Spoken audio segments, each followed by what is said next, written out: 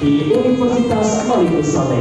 Kami yang selamat dan juga bersama dengan rombongan. Kami persilakan kepada Bapak Menteri untuk dapat mengambil tempat di kursi yang telah kami sediakan.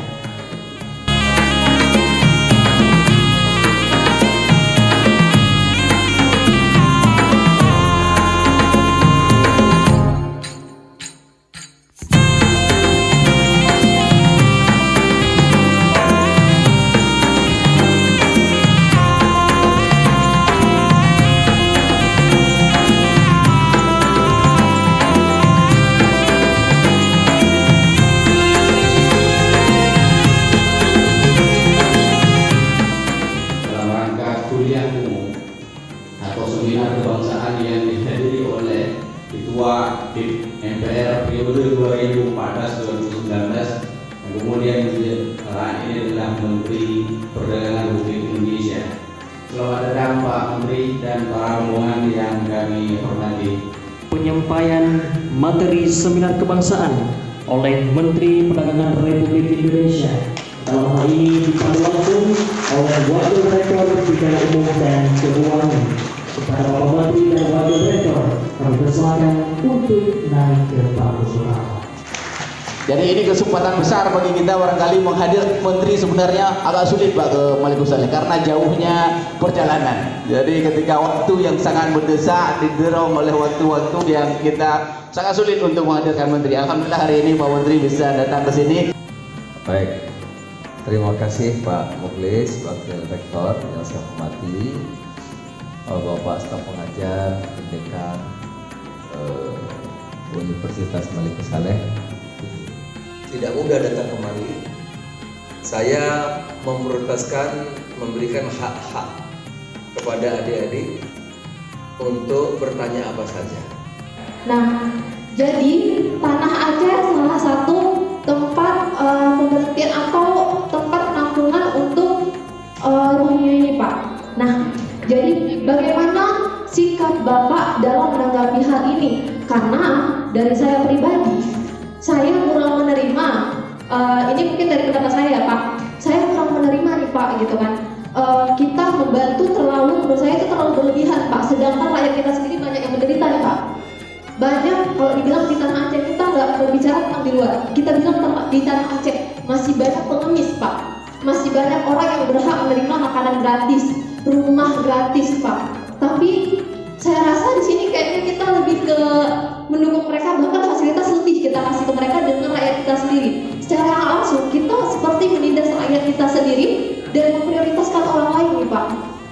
Mungkin itu sih Pak, bagaimana tanggapan Bapak dalam kita menangani hal ini dan apa tindakan kami sebagai mahasiswa di sini Pak, dan juga tindakan kami sebagai rakyat. Mungkin sekian. Pak Menteri, saya Asmaul Jenastion ingin bertanya mengenai konsistensi Menteri Perdagangan yang mewakili pemerintahan hari ini.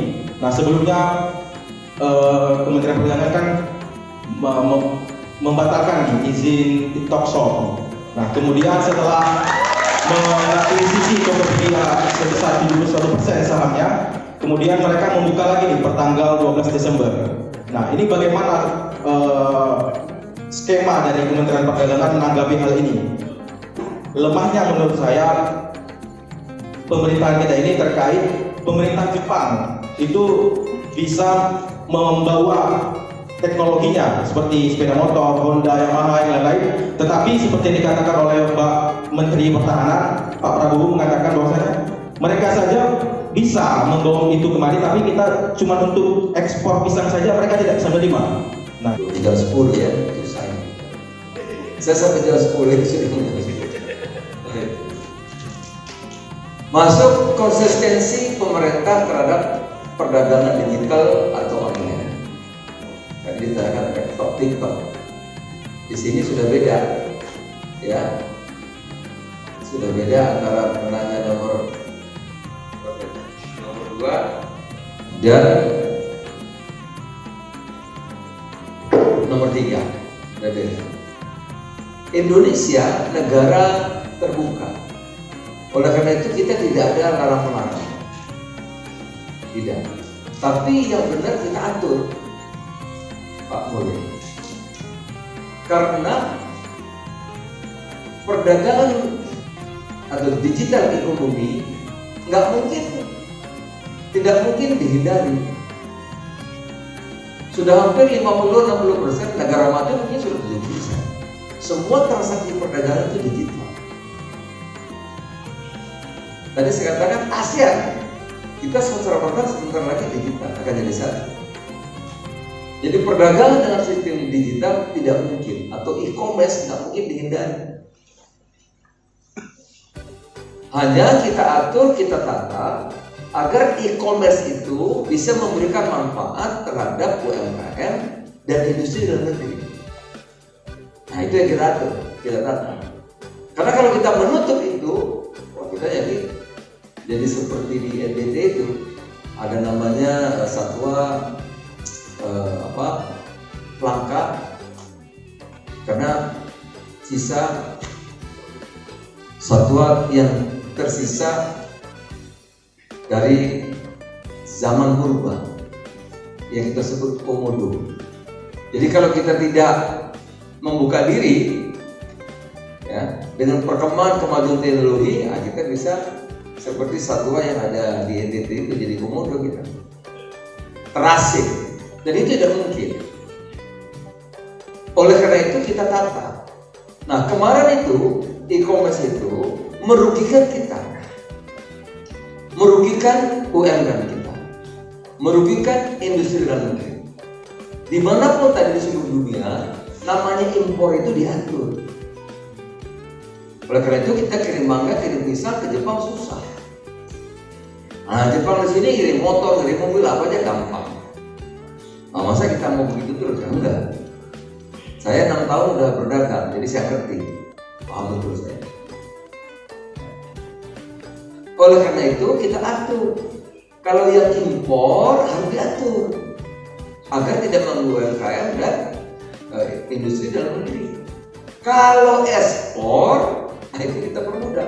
Tadi yang mau ekspor itu kita permudah dan kita latih. Jadi kalau ada yang mau sekolah ekspor, kita sediain di Kementerian.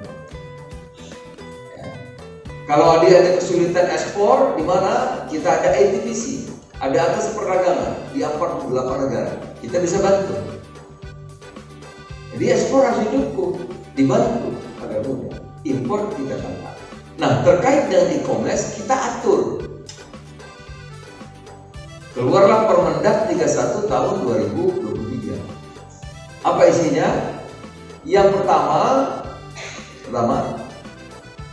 tidak boleh lagi barang dari luar langsung melalui e-commerce sampai ke rumah-rumah kita. Enggak boleh. Oh, kita juga ke sana nggak boleh, kenapa di sana ke sini boleh? Enggak bisa lagi. Dulu barang dari luar negeri bisa sampai ke rumah-rumah, sampai ke toko-toko yang disebut dengan post border. Nah, itu mematikan industri dalam negeri, mematikan UMKM. Saya juga dulu heran ya kok bisa terjadi. Gitu, ya. Karena itu pasti menghancurkan. Oleh karena itu kalau saudara-saudara pergi kemanapun, ada grosir-grosir besar, lihat tuh barangnya. 90% barang impor, lokal tinggal 10%. Saya marah, saya tidak terima. Oleh karena itu post border saya lapor presiden, Pak, harus ditutup. Sudah, presiden begitu dilaporkan harus dilakukan border, post border tutup. Sekarang berlaku aturan border lagi.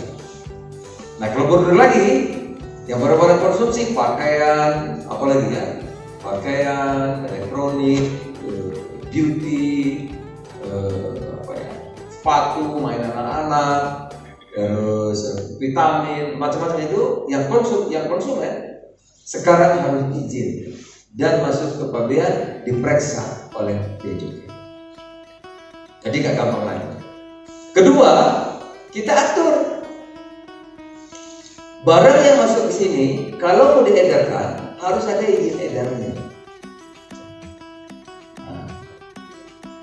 Jadi kalau dari manapun produk masuk ke Indonesia melalui border tadi, melalui izin tadi, melalui pabean itu kita tambah lagi.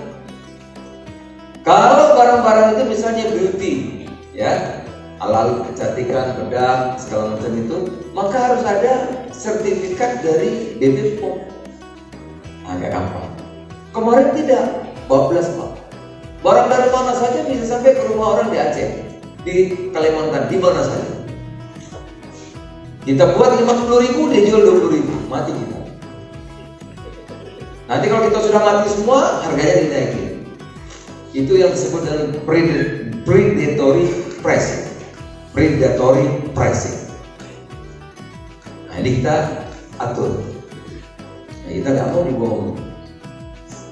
Kalau dia barang-barang itu barang-barang konsumsi makanan, dia harus ada sertifikat halal dan izin edar. Kalau dia itu barang-barang elektronik, dia harus ada layanan murah jual, harus ada memenuhi standar SNI. Oleh karena itu, secara teori dengan Perda 31 itu sudah tidak mungkin lagi barang dari Tiongkok, dari Thailand, dari Bangladesh masuk sampai ke rumah nggak bisa melalui e-commerce. Sudah kita. Yang boleh direct kita sebut namanya positive list. Dulu negative list. Dulu sebelum saya, negative list itu artinya yang tidak boleh. Yang tidak boleh 1, 2, 3, 4. Yang lain boleh semua. Makanya bebas. Yang nggak boleh cuma sedikit. Sekarang dibalik. Kita kasih namanya positive list. Jadi yang boleh, lainnya tidak boleh. Apa yang boleh? 1, buku boleh. Jadi kalau buku dari mana-mana langsung masih boleh. Buku. Karena itu penting. 2, yang boleh software. Jadi kalau mengembangkan IT itu pun software. Yang ketiga musik. Jadi kalau mendengar musik masih boleh. Ya. Yang keempat film. Jadi hanya 4 yang boleh. Sampai hari itu rumah-rumah kita hanya 4 jenis. Yang lainnya semuanya tidak boleh.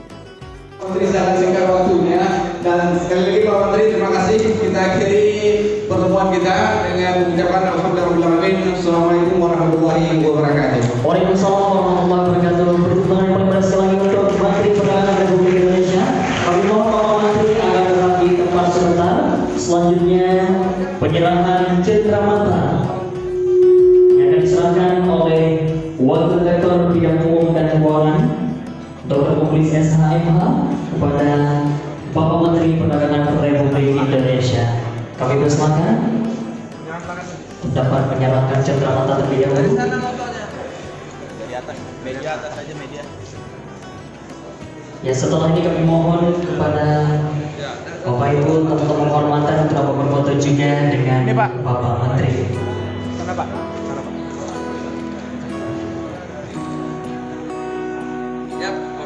Mahasiswa Ya, sebentar kita berdiri. Ya, kami mohon.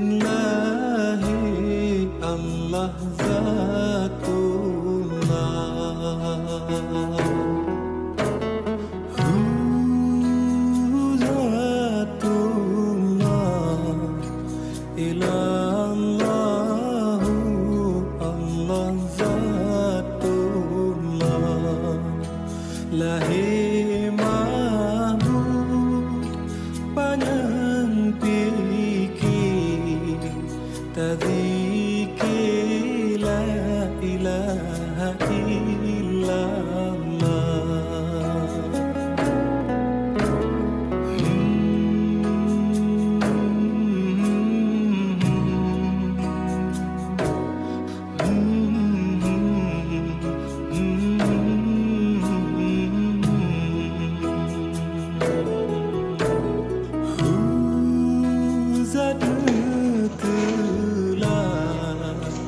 nyawang badan bakzat nutulan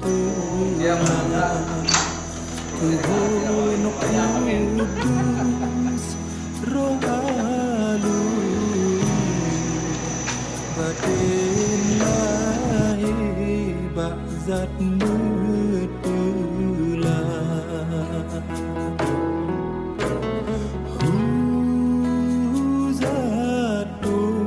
Zatullah ilallahu Allah Zatullah lahir mahbub panjang fikir tadzikir la ilaha illallah.